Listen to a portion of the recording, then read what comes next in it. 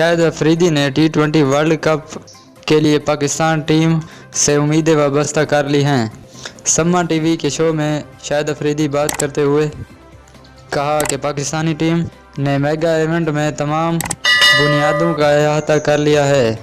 शाहिद अफरीदी ने कहा है कि जो टीम ऑस्ट्रेलिया में 2022 के T20 वर्ल्ड कप के लिए जाएगी, इसके पास तमाम मतलूबा महारतें हैं, जैसे बॉलिंग की ताकत और ऑलराउंडर के साथ साथ ऐसे खिलाड़ी हैं जो हमलावर क्रिकेट खेल सकते हैं। ऑस्ट्रेलिया में पिचेस भी अच्छी हैं, इसलिए मुझे उम्मीद है कि टीम अच्छा नतीजा देगी।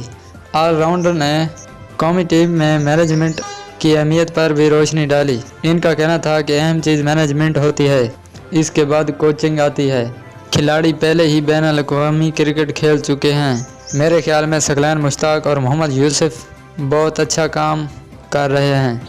मैं जब भी खिलाड़ियों से बात करता हूं तो वो यही कहते हैं कि वाक़या इंतज़ामिया अच्छी है। मैं कोई मनफी चीज़ नहीं सुनता, जो कि एक अच्छी अलामत है। शाहिद अफरीदी ने T20 वर्ल्ड कप में पाकिस्तान की जीत के बारे में भी बात की, जो 2009 के दिन हुआ था। उन्होंने कहा कि सीनियर्स और कप्तान ने इस बात को यकीनी बनाने में बहुत अहम किरदार अदा किया कि टीम सख्त शुरुआत के बावजूद मुतहर्रिक रहे। हम सब ने यूनुस खान की हिमायत की, जो कि टीम की क़यादत कर रहे थे।